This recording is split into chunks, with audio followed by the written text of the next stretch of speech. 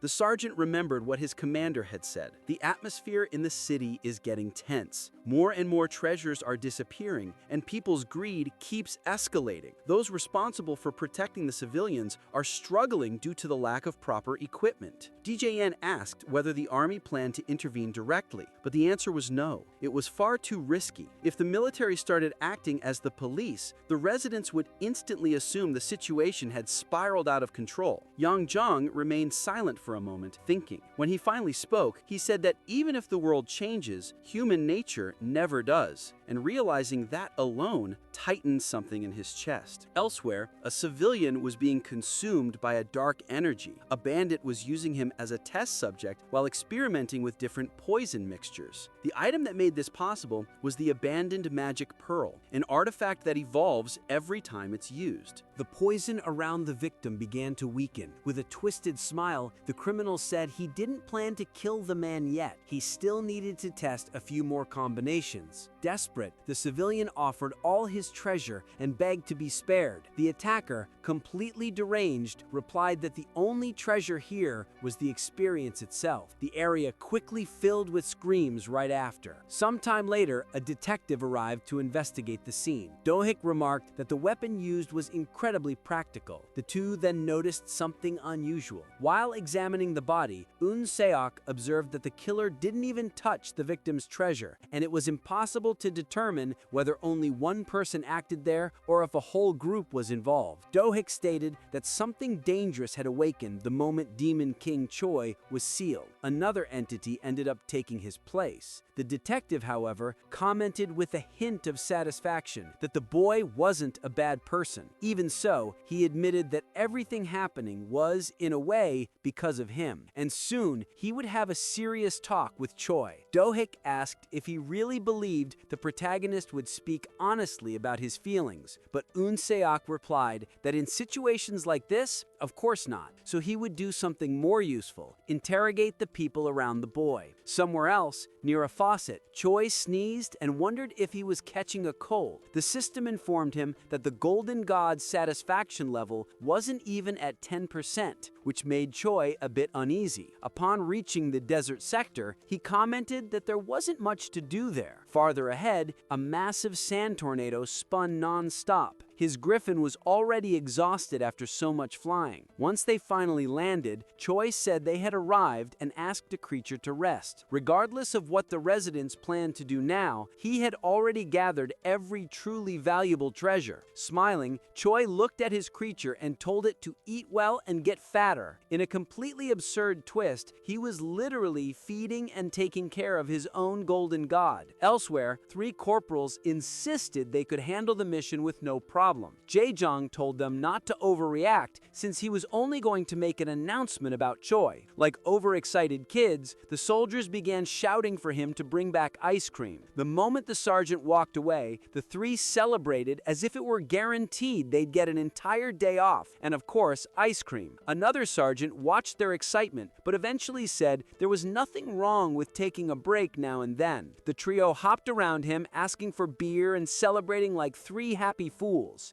The sergeant, however, thought there was no way he could ever leave those idiots completely unsupervised. Then, a hand emerged from the darkness and struck the protagonist 4 times in precise spots, making him collapse to the ground completely dizzy. Jack then commented that he was done. By piercing all the pressure points, the pain should have decreased significantly. The boy thanked the goblin. His help had been invaluable. Now, Jack was officially one of the 4 sovereigns under Choi's command. There were many questions Choi wanted to ask, but he decided to wait until things calmed down. With Ya Zhang out of the city for a while, Choi planned to take the opportunity to search through and rob the houses in the jungle sector. Meanwhile, on the other side, something unexpected happened to Ya Zhang, forcing him to order the soldier to turn the car around immediately. They had fallen straight into an ambush. Criminals attacked them non-stop with potions. Ya Zhang wondered if they had lost their minds by going up against army soldiers. Even so, if he fought back at full force, things would spiral into chaos. After all, despite everything, the attackers were still civilians. His decision was to retreat until reinforcements arrived. They sped up as much as they could, trying not to get caught. While driving, Ya Zhang realized crime was far worse than he imagined. The strongest fighters had left the city to hunt for treasures, leaving behind civilians with little combat ability. It created the perfect environment for anyone with bad intentions. If a powerful criminal appeared, the whole city could plunge into a very dangerous situation. Inside the car, the soldier began shouting that something was chasing them, and fast. Meanwhile, in another part of the city, chaos had already broken loose. Choi was in the middle of a battle against a lizard monster. The fight difficulty was level 3, and it wasn't just one creature. Several were getting ready to attack him at once, but none of them even had a chance to get close. With a single strike, Choi completely erased them. He commented that his body felt much lighter thanks to Jack. Beside him, Jack warned him not to get carried away and explained that the area was similar to the demon dimension, where monsters became stronger and the boy's suffering increased. The punishment grew harsher because Krotna was the demon king in charge of that domain, making everything even more brutal. Choi said he wanted to finish this as fast as possible and secure the treasure. His main objective wasn't to satisfy the golden god, it was to complete the mission in the most efficient way. To do that, he needed to gather the largest number of treasures and maximize all rewards. He admitted that the chaos spreading through the city was a direct result of his treasure collecting plan. A venomous monster attacked the soldier and Ye Yang, but neither of them panicked since they had already called for backup. Before coming here, the sergeant had been promoted as a reward for completing a mission, and his superior took the chance to hand out new equipment to his subordinates. Ye Young mentioned he still wasn't used to the hero class item that provided temporary shelter by creating a 3-meter safe zone lasting 3 minutes. The sergeant then ordered a soldier to stop, warning him that acting recklessly could lead to injuries. Before they could react, a man jumped into the moving car, instantly drawing their attention. Ye Young told him to call for reinforcements. The man, who clearly had no intention of doing that, began laughing and said the sergeant was pretty good at throwing insults. Pointing at everyone inside the vehicle, he declared himself the leader and demanded obedience if they didn't want to die right there. Immediately, the car filled with poison, and objects inside began to melt. The soldier panicked, but Ye Young stayed calm thanks to his helmet. He mentally noted that the smoke was corrosive and that the area affected by the poison was wide. He knew that if anything went wrong, their fate would be no different from the people outside. For now, they were safe, protected by the item. Ye Young suggested the criminal surrender and accept their terms. Fearlessly, the sergeant shocked the attacker by offering to take him in as a subordinate. That way, he could help humanize him. The criminal questioned the sergeant's sanity, and the soldier beside them nearly broke down in despair at the absurd proposal. The criminal sensed something behind him, but it was too late. The sergeant revealed that the offer had been nothing more than a distraction to give reinforcements an opening to strike, leading to the criminal's capture. He admitted he had pushed the joke too far, and because of the wind, couldn't control the poison properly. He added that he still didn't know who exactly their opponent was, only that the guy was at a disadvantage trying to counterattack. The bandit created a ball of poison and, using a slingshot, fired it at one of them. The projectile shot forward with incredible speed. Right before it hit Unsek, the sergeant shoved him out of the way. The poisoned projectile slammed into the ground like a lightning bolt. The wind tornado dispersed, and the spot where it landed began to melt. The detective tried to take command, but Yang warned him the enemy wasn't alone. SC said he couldn't run away, but the sergeant insisted he treat it as a strategic retreat. The two of them started arguing at the worst possible moment. While they bickered, the criminal had already escaped. Explosions erupted throughout the city. On the ground, human criminals complained about being caught in the outer zone. Then they cursed their luck for running into Jiu. The two immediately tried to flee. The girl yelled at them to stop running, but the man threw a bottle at her. Jiu sensed the danger, but an elderly woman warned her not to get close. Before the bottle could hit the ground, the girl grabbed it and, with a smooth, precise movement, prevented it from exploding. The old woman sighed of relief. Jiu then asked who those people were. The old woman answered that they were bandits, but she had never seen them so organized before. She added that some of them were carrying vials of poison for which no antidote existed. Fortunately, thanks to the girl, the situation had been resolved. Somewhere deep in her mind, the girl remembered something. Jie, recalling what Kang Yubu had once said about humans, decided to postpone her treasure hunt because of the strange events happening throughout the city. Elsewhere, someone was watching the protagonist's clone. It was Kang Yubu, who had apparently already noticed the deception. While eating a cookie, he wondered what Choi's real plan was. Without him, the city would soon collapse from the inside. In another location, Jack warned that a major battle was about to begin. The protagonist admitted he expected chaos, but he hadn't imagined so many insane people defeating monsters non-stop. The goblin suggested that Choi simply dispose of them, but Choi refused, saying he needed something even more chaotic, and those new people would only accelerate the process. Jack confessed that it was incredibly difficult to understand what the boy was thinking. Choi assured him that he would understand soon, and for now, they would focus on clearing the dungeon. The massive door opened before the two of them. Inside, a monster muttered that it had been a long time since a human had descended to such depths. The creature was another demon king, one who lived on the edge of the abyss. Choi asked if the boss knew Krasna.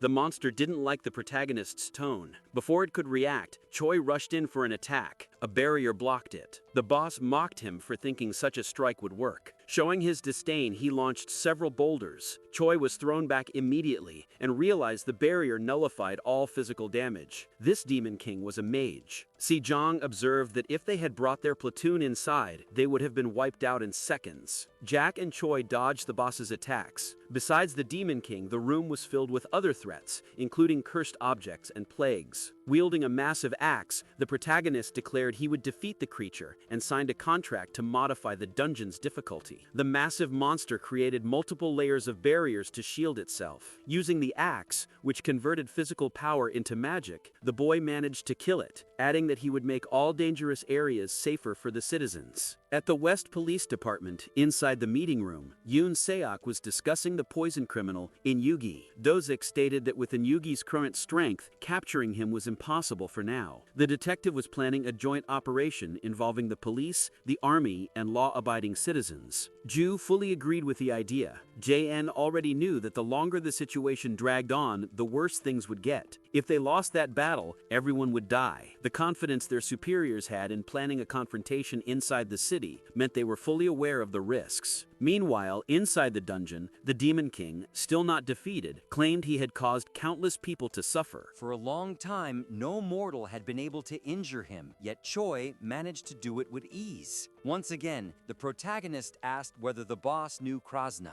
The monster asked if this had anything to do with summonings. Choi wasn't sure if the creature was referring to missions. The monster explained that they also received missions, similar to humans, missions that usually involved destroying them. Perhaps some monsters had different summoning systems. The boy showed interest in learning more, but the boss said it didn't matter. The more he talked, the closer the user of that book would get to destroying them. The creature laughed, knowing Choi had noticed his slip, and mocked him, saying he wouldn't live to see that destruction unfold. The protagonist tried to intervene, but Jack stopped him, advising that leaving was the best choice. The boss said his final farewell before vanishing. "It's nice to see your worried face." Choi shouted for him to wait, but it was too late. A violent earthquake erupted, and a flash of lightning illuminated everything. The Demon King's voice echoed, declaring that he would wait for the great rune of Pawn Number 8, a disaster that would be caused by Choi himself. The goblin asked if Choi was okay. He said he was, but his mind was drowned in thoughts about the situation and the secrets hidden within the book. Jack asked if he wanted to look for more information, but Choi answered no. The fact that a Demon King knew Krasna was enough. For now, his focus would be adjusting the difficulty of the area, which would take at least 3 days. Jack worried that humans wouldn't survive that long, fearing for his student and friends. After 3 days passed, the unrest throughout the city was obvious. There was a massive number of battle casualties, and the shortage of medicine had become critical. Victims of human-human conflict now outnumbered those hurt by monsters. Unsei and Jeju were taken by surprise when they were attacked by poisonous smoke. They wondered how they were supposed to escape. Someone wanted them to lose hope. A masked man, shrouded in an ominous power, declared that not even their legendary artifacts would be enough to defeat him. He claimed the soldiers didn't fight with their full strength, only wanting easy victories. According to him, all of this stemmed from a lack of leadership. To him, this world needed an emperor, someone who would rule humanity with absolute authority, whose strength would surpass that of everyone else. Suddenly, the girl shouted that the title of strongest belonged to Choi, but the masked man scoffed, saying Choi hadn't come to face him because he knew he couldn't win. Everyone read the notification carefully. Right after that, a new one appeared, saying that those who chose the winner would be generously rewarded, but anyone who chose the loser would receive nothing. The townspeople immediately started blaming the protagonist. To them, it was strange that the Golden Desert deity had gathered such an absurd amount of wealth, far more than the entire city, even though it had only a single participant. Even the serpent's followers began questioning whether all of this was actually Choi's fault. At that moment, something caught the masked man's attention. Uniting the whole city to take down a single villain was an old tactic, but no fool relying on just one epic item would be capable of making that strategy work.